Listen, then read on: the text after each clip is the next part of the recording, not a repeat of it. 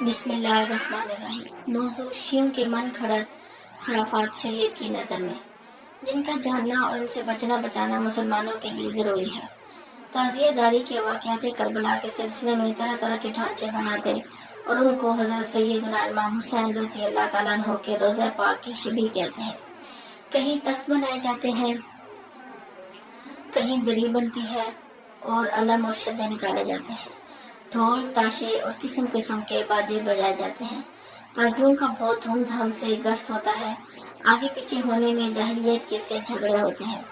کبھی درخت کی شاخیں کاٹی جاتی ہیں، کہیں چبوترے کھدوائے جاتے ہیں، تعزیوں سے منتیں مانی جاتی ہیں، سونے چاندی کے علم چڑھائے جاتے ہیں، ہار پھول ناریل چڑھاتے ہیں، وہاں جوتے پہن کر جانے کو گناہ جانتے ہیں، بلکہ اس شدت سے منع کرتے ہیں کہ گناہ پر بھی ایسی ممانعت نہیں کرتے۔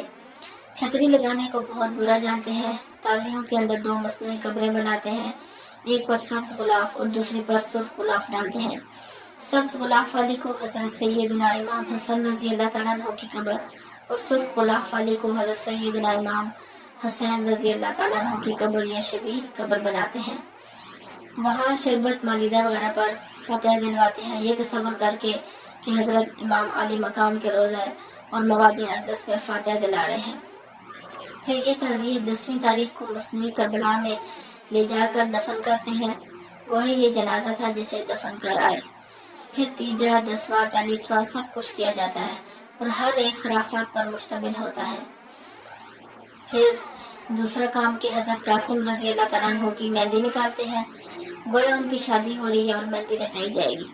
اور اسی تعزیہ داری کے سلسلہ میں کوئی پیک بنتا ہے جس کی کمر سے گھنگرو بندے ہوتے ہیں، گویا یہ حضرت امام علی مقام کا قاصد اور حقدار ہے، جو یہاں سے خط لے کر ابن زیاد یا یزید کے پاس جائے گا اور وہ ہرکاروں کی طرح بھاگا پھرتا ہے۔ کسی بچہ کو فقیر بنایا جاتا ہے، اس کے گلے میں جھولی ڈالتے اور گھر گھر اسے بھیک منگواتے ہیں۔ کوئی سکہ ہے، چھوٹی سی مشق اس کے کندھے سے لٹکتی ہے، گویا یہ دریائے فرات سے پانی بھر کر لائے گا۔ کسی علم پر مشق لٹکتی ہے اور اس میں تیر لگا ہوتا ہے، گویا یہ حضرت عباس علمدار ہیں کہ فرات سے پانی لا رہے ہیں۔ اور یزیدیوں نے مشق کو تیر سے چھین دیا ہے، اسی قسم کی بہت سی باتیں کی جاتی ہیں۔ یہ سب لغو و خرافات ہیں، ان سے ہرگز سیدنا حضرت امام حسین رضی اللہ تعالیٰ عنہ خوش نہیں۔ یہ تم خود غور کرو کہ انہوں نے احیاء دین و سنت کے لیے یہ زبردست قربانیاں دیں اور تم نے معاذ اللہ اس کو بدعت کا ذریعہ بنا لیا۔ بعض جگہ اسی تعزیہ داری کے سلسلہ میں براق بنایا جاتا ہے، جو عجیب قسم کا مجسمہ ہوتا ہے کہ کچھ حصہ انسانی شکل کا ہوتا ہے اور کچھ حصہ جانور کا سا۔ شاید یہ حضرت امام علی مقام کی سواری کے لیے ایک جانور ہوگا۔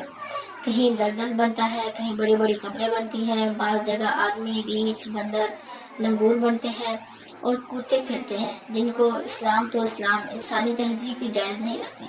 ایسی پوری حرکت اسلام ہرگز جائز نہیں رکھتا۔ افسوس کہ محبت اہل بیت کرام کا دعویٰ اور ایسی بیجا حرکتیں، یہ واقعہ تمہارے لیے نصیحت تھا اور تم نے اس کو کھیل تماشا بنا لیا۔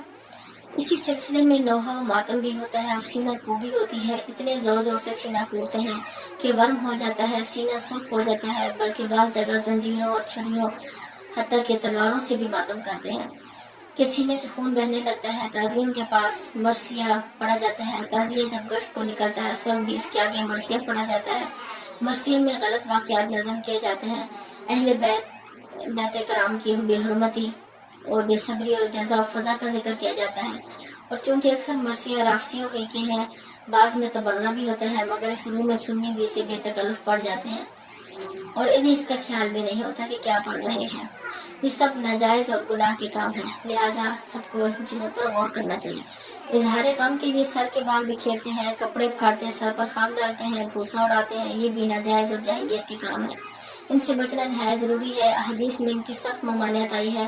مسلمانوں پر لازم ہے کہ ایسے امور سے پرہیز کریں، ایسے کام کریں جن سے اللہ عز و جل اور رسول صلی اللہ علیہ وآلہ وسلم راضی ہوں، کہ یہی نجات کا راستہ ہے۔ تعزیوں اور علم کے ساتھ بعض لوگ لنگر لٹاتے ہیں، یعنی روٹیاں یا بسکٹ یا کوئی اور چیز اونچی جگہ سے پھینکتے ہیں۔ یہ ناجائز ہے کہ رزق کی سخت بے حرمتی ہوتی ہے۔ یہ چیزیں کبھی نالیوں میں بھی گر جاتی ہیں، اکثر لوٹنے والے پاؤں کے نیچے بھی آتی ہیں اور بہت کچھ گزر کر ضائع ہو جاتی ہے. اگر یہ چیزیں انسانیت کے طریق پر فقراء کو تقسیم کی جائیں تو بے حرمتی بھی نہ ہو، جن کو دیے جائے فائدہ بھی پہنچے، مگر وہ لوگ اس طرح لوٹانے ہیں کہ وہ اپنی نیک نامی تصور کرتے ہیں. اور یہ تمام حوالہ جات بہار شریعت سے لیے گئے ہیں. مکتب المدینہ کراچی. عشرہ محرم میں مجلس منعقد کرنا اور واقعات کربلا بیان کرنا جائز ہے، یعنی جو جائز کام ہے وہ بیان کیے جا رہے ہیں، جبکہ روایات صحیحہ بیان کی جائے. ان واقعات میں صبر و تحمل، رضا و تسلیم کا بہت مکمل درس ہے، اور پابندی کام شریعت و اتباع سنت کا زبردست عملی ثبوت ہے. دین حق کی حفاظت میں تمام اعضاء و اقرباء و رفقاء خود اپنے آپ کو راہ خدا میں قربان کیا.